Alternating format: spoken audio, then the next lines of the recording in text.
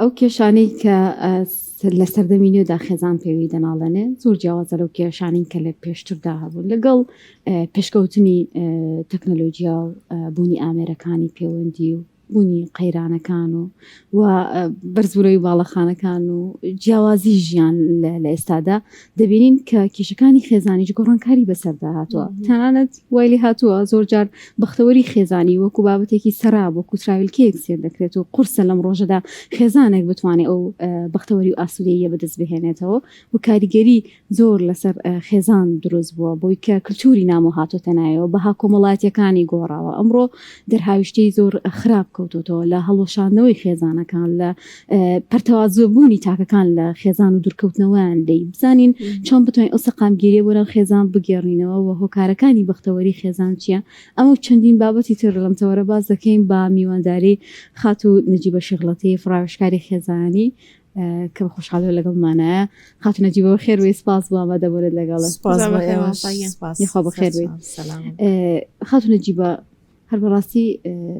باسێک لە بەختەوەری خێزان بکەین دواتر دێنە سەرەوەی کە چ شتێک بێتە هۆکار بۆەوەی کە بەختەوەری خێزانی تێکوچێت. بەڵێ بەنای خۆی گەورم هێرەبان سوپاس بۆ ئێوە بۆ ئەم دەرفەتە بێگومان کە باز لە خێزانەکەین باز لە پێکاتێکی زۆر گرنگەکەین کە کۆمەڵگا پێک دێت لە خێزانەکان بۆیە لە شریعەتی پیرۆزی ئیسلامیشە زۆر گرنگی بە خێزان دراوە ینی خی پەروەرگار لە چەند ئاەتە باسی لە گرنگی و گەورەی خێزان کردووەوە هەروەها لە فەرمودەی پێم خەسەلەم بە هەمان شێوە ئاماژە بە گەورەی خێزان کراوە تەنانەت لە شریعەتی ئیسلامی و لە فقی ئیسلامیە بە دیاریکراوی زۆر بەوردی باز لە شێوازی تەنانەت شێوازی دروستکردنی خێزان کراوە یعنی لە هەر لە سەرەتاوە کە چۆن هەریەک لە هاوسەرەکان چۆن هاوسەر هەڵبژێرن و چۆن ئەم خێزانە دروستکەن ئەرک و مافی هەر کامیان لە هاوسەرەکان چییە بەرامبەر بە یەکتری و پاشان کە کاتێک مناڵ دێتە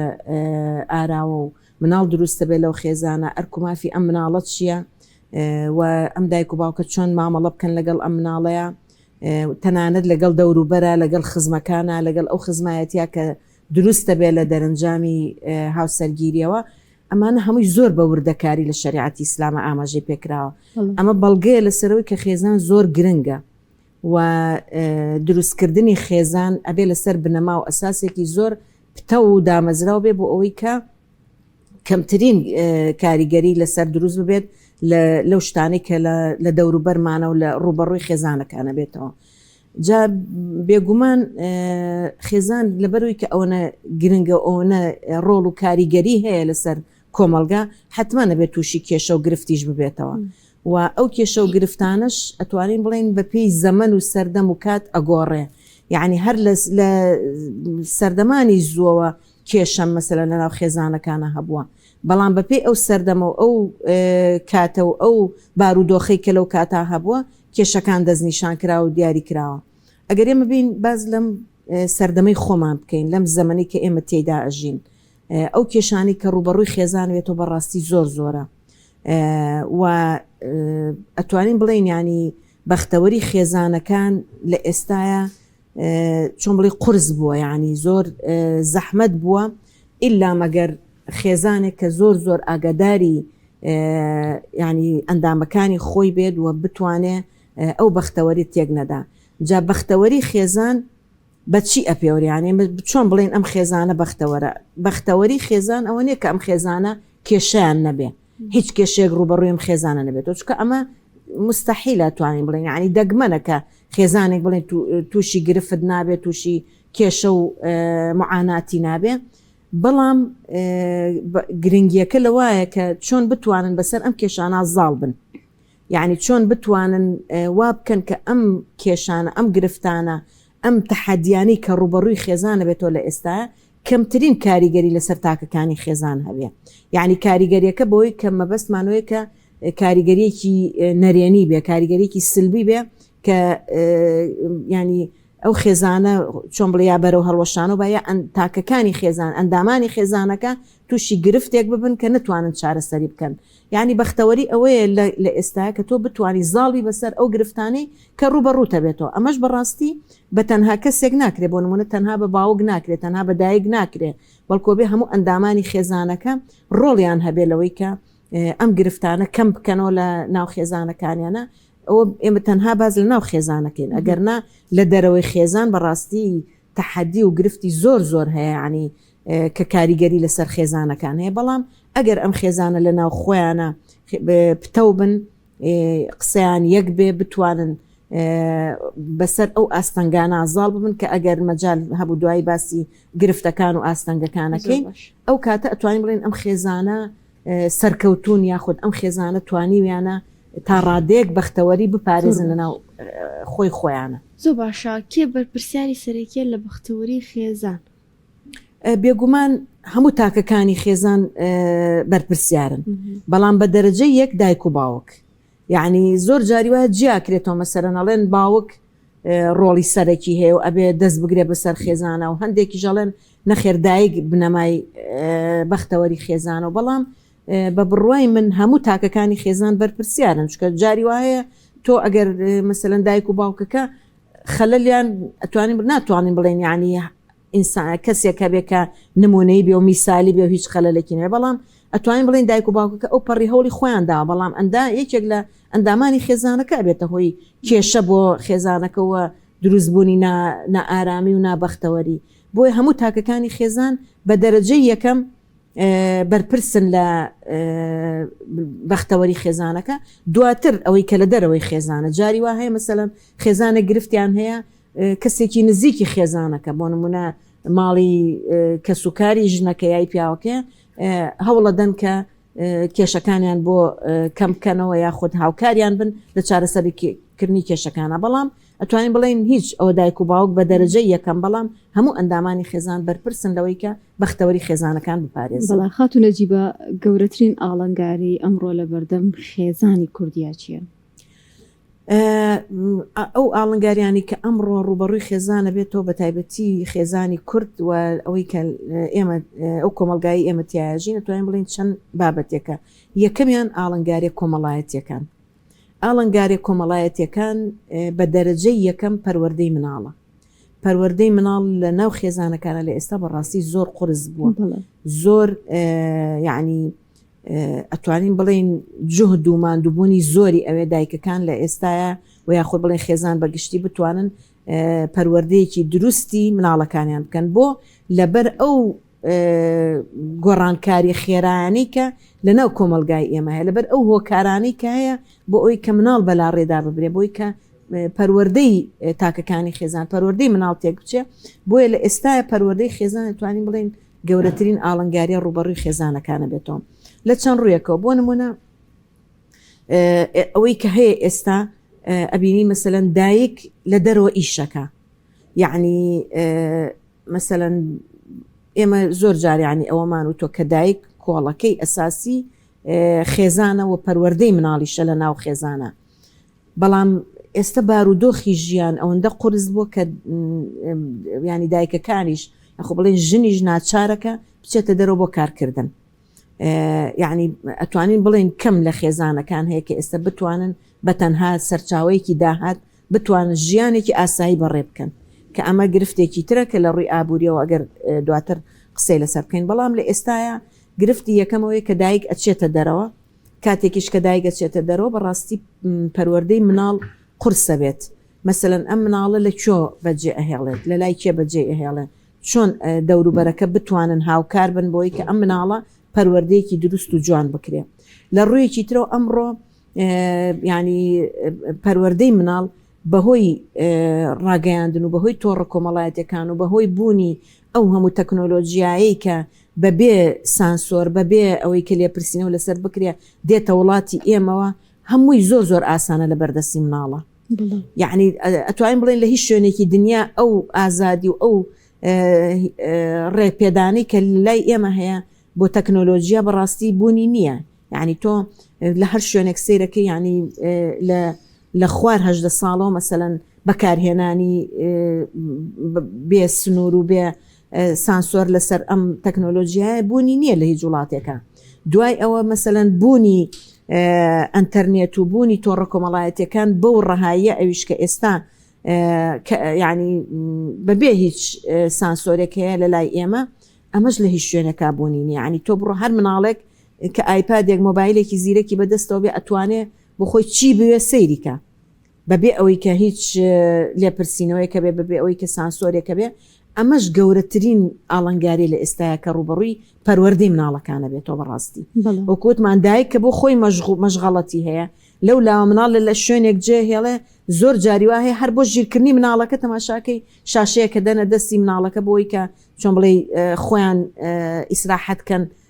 لە دەستی تەماشاکەی کە نازان ئەمە چ زەربەیەک چ زەرەرێک لە مناڵ ئەدا. خاڵێکی تر ئەتوانین بڵێن یعنی ئەو گۆڕانکاری خێرانی کە ڕوو لە ئێمەکە بە باش و خراپیەوە بەڕاستی ینی ئەو تەکنۆلۆژیایی کە باسمان کرد ناڵێن هەمووی خراپە چکە ئێمەش توانی ومانەکە سوودێکی زۆری لێ ببینین بەڵام لە هەمان کاتا وەکو چەکێکی دووسەرە وەکو هەموو ئەو شتانەی ترکە ئینسان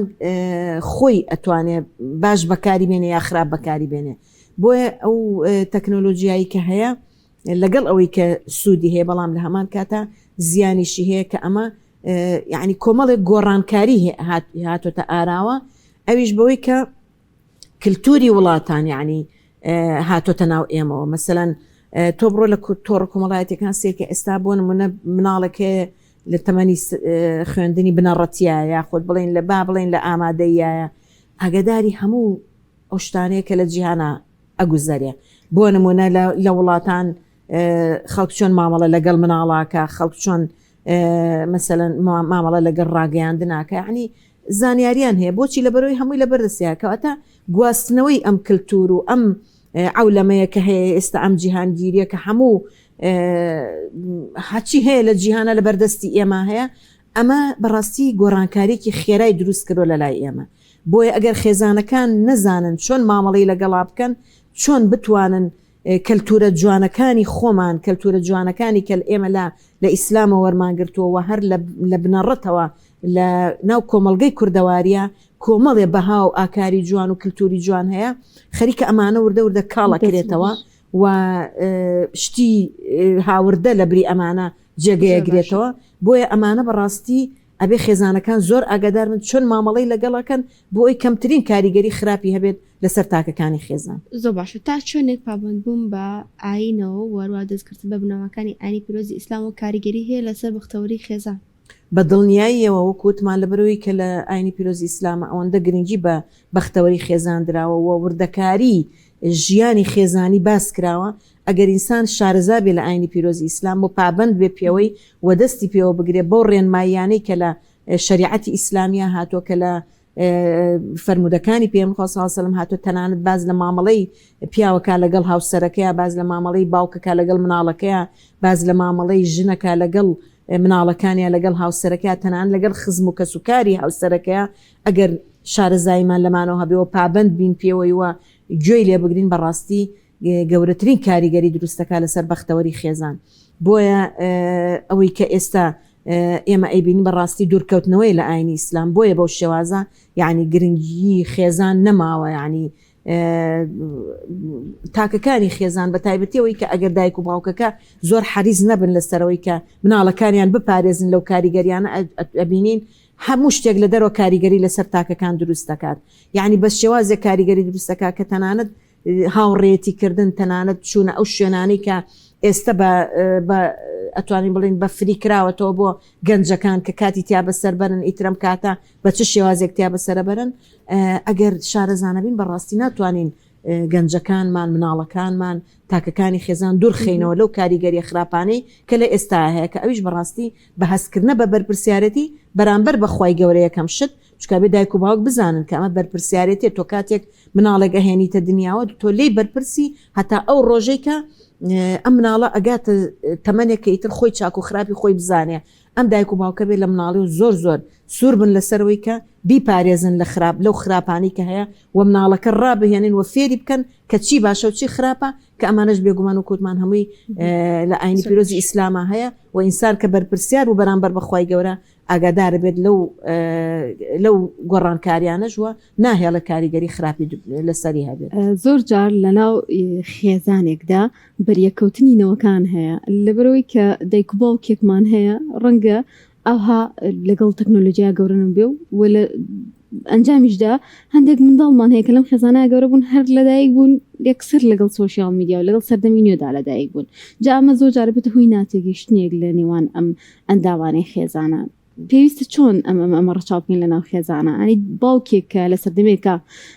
مناڵی خۆی بەسەر بردووە کە تەکنۆلۆژیانە بووە چۆن بتوانێت لە منداڵەکەی تێبگا کە لە سەردەمی نوێدا هەندێک بیر و بۆچوونی هەیە هەندێک جۆر ڕفتاریە کە ڕەنگە لای ئەم خوازراو نەبێ. بەڵێ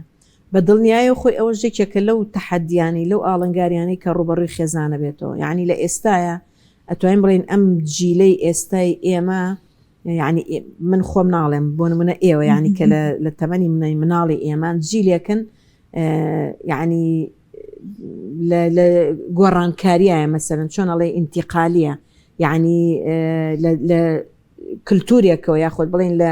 جیلی پێشۆوە کۆمەڵە شدوەرەگرێەوە ئەبێ لەگەڵ جیلی داهاتووشە خۆی بگونجێنێ جا بێگومان ئەمە گەورەترین کێشێ لە ناو هەندێک خێزانە لە ئێستایەکە ئەوانەی کە تەمەنێکیان هەیە لە گەنجەکان تێناگەن یعنی ئەتوانین بڵێن لێک نەگەیشتنێک هەیە هەم بە تەمەنەکانەوە بۆ گەنجەکان و هەم لە گەنجەکانی شۆ بۆ تەمەنەکان بۆچی چکەوت وەکوتمان گۆڕانکاریەکان زۆر خێرا هات یعنی ئەم تەکنۆلۆژیای زۆر خێرا هات دەتوانین بڵێن لە ساڵی 2000ەکانەوە مەسەلەن هاتە ناو کوردستانەوە و جیلی پێشوو مەسەلەن تێناگالەوەی کە ئێستا چی هەیە ئەم گەنجە چەندێ شت لە بەردەستیایە چەندێ گۆڕانکاری دروست بووە و چۆن ئاگای لە هەموو شتێکە یعنی ئەیەوێ وەکو خۆی مەسەلەن وەکو سەردەمی خۆی مامەڵە بکە ئەم گەنجە بەڵام بێگومان ئەمە دروست نابێ چکە هەر ئیمامی عەلی ڕەزا و ڕەحمەت خوای لێ بفەرمێ مناڵەکانتان بۆ سەردەمی خۆیان پەروەردە بکەن نەک بۆ سەردەمی خۆتان من خۆم بۆ نمونە لە ساڵی هەفتاکانە یعنی کە هاتوومەتە دنیا مەسەلەن چۆن پەروەردەکراوم بمەوێ ئەوەی کە خۆم ئەزمونم کردو ئێستا بێم لەگەڵ مناڵەکانی خۆم ئەزمونی بکەمەوە بەڕاستی گەورەترین خەلەل دروستەکە کێشە دروستەکە چونکە ئێستا زەمانێکی ترە ئێستا گەنجەکان جۆرێکی تر لە ژیانیان بینیوە بۆیە پێویستەکە لێک تێگەیشتن هەبێ بەڕاستی هەم گەنجەکان تێبگەن لە بەتەمەنەکان و هەم بەتەمەنەکانیش مەجال بدەن بە گەنجەکان بۆ نمونە دایک و باوکی وا هەیە ئێستا ئەوێ منعی تەکنۆلۆژیا بکە لە مناڵەکانی وەڕێ گرتوێتیەوە لیان مەسەلەن ناهێڵێ بیبین بەڕاستی ئەمە هەڵەیە چونکە تۆ ئەمەد بۆ ناچێتە سەر وا لە ماڵەکە تۆ نەتوانی مەسەلەن خەتی ئەنتەرنێتت نەبوو یان بۆ نمونە ئایپادێک لە ماڵەکان نەبوو مەسەلەن بۆ نمونە لاپتۆپێک نەبوو بەڵام خۆ مناڵە ئەچێتە مەکتەب ئەچێتە دەرەوە ڕەفیق و برادەرە بینێ تێکەڵی مناڵی ترە بێ نەخێر بەڵکو گەورەترین هاوکاری مناڵەکان ئەوەیە کە تۆ فێریان بکەیت چۆن بەکاری بێنن مەسەلەن بیخەیتە بەردەستیان بەڵام فێریان بکەیت چۆن بەکاری بێنن و زەرەر و قازانجی ئەم تەکنۆلۆژیا ئەم بابەتانە چییە بۆیە ئەزمموی بەتەمەنەکان لەگەڵ توانە و لێهاتووی و گوڕوتینی گەنجەکان ئەتوانێت کاریگەری زۆر باش دروست بکە بۆ مەرجلەیەک تێبگەن و هیچ کامیان ئەوی تریان ڕەفز نەکەن بە بیانوی ئەوەی کە مەسەلەن گەنجەکە بڵێ ئەمە لە زەمانێک کاژی کە هیچ شتێک نەبوو ئێستا جوازانی هەر جارانە نەخێر ڕاستە لەوانێ لە تەکنۆلۆژیا من وەکو ئێوەی لێ نەزانم وانە وەکو گەنجێکی لێ نەزانم بەڵام ئەزمموی منیش کەم نییە یعنی مەسەلەن بۆ ئەو تەمەنی من تێم پەڕانەوە ئەزانم باش و خراپەکان چێ بۆیە ئەبێ گەنجەکان گوێ لە بە تەمەنەکان بگرن بەڕاستی و هەوڵ بدەن تیان بگەێنن کە ئەوەی ئێستا هەیە جیاوازە لەوەی لە ڕابردووە هەبووە و بە هەمان شێوە بە تەمەنەکانیش تێ بگەن لە گەنجەکان کە ئەم زەمانە زەمانێکی ترە و هاوکاریان بن لەوەی کە نەکەونە هەڵەوە و شتی خراپ بەکار نەهێنن. لە کاتی ئێستادا لە هەرمی کوردستان کۆمەڵی قێران ڕووی تێکردوین لەوانش قێرانی ئابوووریە و زۆرێک لە خێزانەکان کێشەی داراییان هەیە و کێشەی ئابووری خێزانیان هەیە چۆن ئەبێت خێزانەکان خۆیان بە دوور بگرن لەوەی کە کێشە ئابوووریەکان بێتە کێشەیەکی سەرەکی بەختەوەریان لەناو بات و پێویستە چۆن مامەڵەی لەگەڵا بکەن. بەدڵنیایەوە یعنی من طبعا مەجای ئەوە نەبوو یەک بچمە سەر ئەو کێشانی کە ڕوبە ئەو تەحەدیانی ڕوبەڕووی خێزانە بێتەوە. یەکەمیان وتمان لایەنی کۆمەڵایەتیە، توانین بڵین دووهەمیان لایەنی ئابووریە کە بە تایبەتی لە ئێستا بەڕاستی لایەنی ئابووری زۆر کاریگەری هەیە لەسەر بەختەوەری خێزانەکان و لەسەر ئەتوانین بڵین نابەختەوەری خێزانەکانیش کە بەداخەوە ئەمەش ئەتوانین بڵین دروستکراوە بەشێکی زۆری، چونکە ئابووری ئەتوان بڵین لایەنێکی زۆر سەرەکیە لە ژیانی خێزانە و هەموو خێزانێک هەموو تاکێک پێویستی بە ئابووریە بۆی کە ژیانی بەڕێ بکە. بەڵام لە ئێستا بەڕاستی لایەنی ئابووری ئەگەر ئێمە لە هەرێمی کوردستانی خۆمان قسەی لەسەر بکەین کێشە و گرفتی زۆری لە بەردەمایە. بۆ نمونە بێکاری لە ناو گەنجەکانە،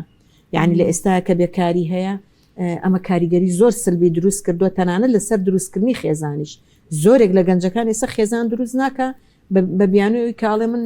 ینی چۆن توانەوە خێزانە بەڕێوە بەرم لە ڕووی داراییەوە کە من ئیشێکی وام نەبێ، کە من تا ئێستا ئەگەر ئیشێکیشم هەبێت تەنها توانم ئیشی خۆمی پێڕای بکەم و مەسرفی خۆمی پێ بکەم، چۆن مەسرفی خێزانێک بکەم. لە لایەکی ترەوە بوونی قەیرانی دارایی لەوەی کە یعنی بەردەوام ئێمە لەگەڵ ئەماژین موچە هات موچە نەهات، مەسەلەن بنزین گران بوو، نەوت گران بوو، چی گران بوو، خواردن گران، یعنی کۆمەلگای ئێمە بەڕاستی داڕماوە لە ڕووی ئەو هەموو کێشە و ئەو هەموو گرفتەی کە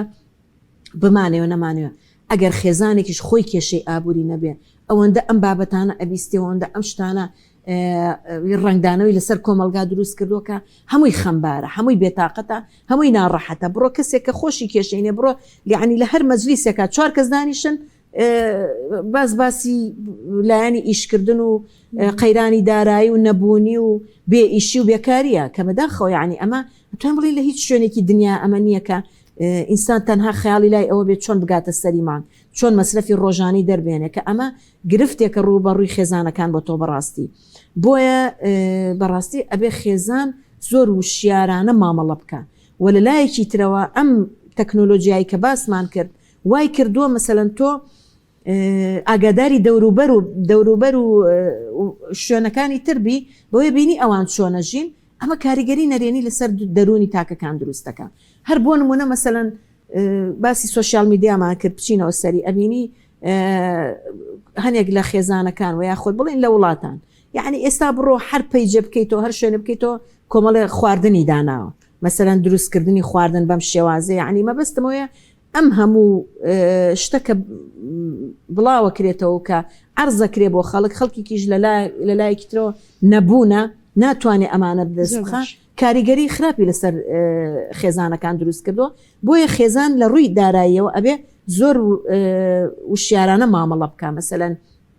تاکەکانی خێزان هەوڵ بدەن داهاتەکانیان بە شێوازێک بێ کە مەسەلەن سەرچاوەیەکی داهات زیاتریان هەبێ کە ئەمە بەڕاستی بەرنامەی زۆریەوێ و پلانی زۆریەوێ بۆی کە لە ڕووی داراییەوە هاوسەنگیەک ڕابگیرێ لە نێوان داهات و خەرجیە هاوسەنگی ڕابگیرێ بۆی کەمترین کاریگەری لەسەر خێزانەکان دروست. زۆر باشە خاتونە جیبە کۆتا پەیامت چی بکەین بۆی کە خێزانەکانمان بپارێزین لە هەڵەشاندنەوە و لەو کێشانی کە ئەمڕۆ بەرەوکی خێزانی گرتووە؟ واللهی بێگومان گەورەترین هۆکار بۆ ئەوەی کە ئێمە ڕوبەڕووی ئەو گرفتانە بینەوە هۆشیاریە. ئینسان ئەبێ هۆشیار بێ بەرامبەر بەو کێشە و گرفتانە و هۆشیار بێ بەرامبەر بەوەی کە چۆن چارەسەری بۆ بدۆزێتەوە و ئەگەر چارەسەریش نەکرات چۆن کەمترین کاریگەری خراپی هەبێ لەسەر خێزانەکان. ئێمە باسمان لەوە کرد بەڕاستی لە ڕووی کۆمەڵایەتیەوە لە ڕووی ڕاگەیاندن و تۆڕە کۆمەڵایەتیەکانەوە لە ڕووی ئابووریەوە مەسەلەن بۆ نمونە ئێستا لە ڕووی ینی تۆڕە کۆمەڵایەتەکانەوە ئاماژەمان پێکرد کە کۆمەڵی خاڵی سلبی هەیە لەسەرەوەی کە خێزانەکان چۆن بەلاڕێدا ببرێ. ئەمانە هەمووی پێویستی بە هۆشیاری دایک و باوکەکان هەیە و لە ئێستاە ئەبێ پەروەردە خاڵی سەرەکی و ئیشی سەرەکی و گرنگی خێزانەکان بێ بەوەی کە پەروەردەیەکی وا بکەن کە تاکەکان کاتی ئەچنە ناو کۆمەڵگەوە تاکێکی ئەرێنی بن، تاکێکی ئیجابی بن، نەک شتێکی مەسەلەن تاکێک بێکە خۆی لە ڕووی دەرونی و لە ڕووی کەسایەتیەوە ڕووخاوە چۆن بتوانێت کاریگەری لەسەر خێزان لەسەر کۆمەلگا دروست بکە. بۆیە کاتێک کە تاچێک لە خێزانێکی تەندروستەوە ئەڕاتە دەرەوە ئەتوانێت کاریگەری زۆر ئیجابی لەسەر کۆمەلگا دروست بکە بۆیە هۆشیاری لەسەر و هەموو شتێکەوەیە کە دایک و باوکەکان ئاگادار بن بەوەی کە کەمترین کاریگەری سلبی بێن لە ناو خێزانەکانیان. دەستخۆش بخوا سپاس بۆ نەجیبە شێخ لەتیف ڕایشکاری خێزانی کە لەم تۆرە لەگەڵمان دووبارە بەخێر بێت.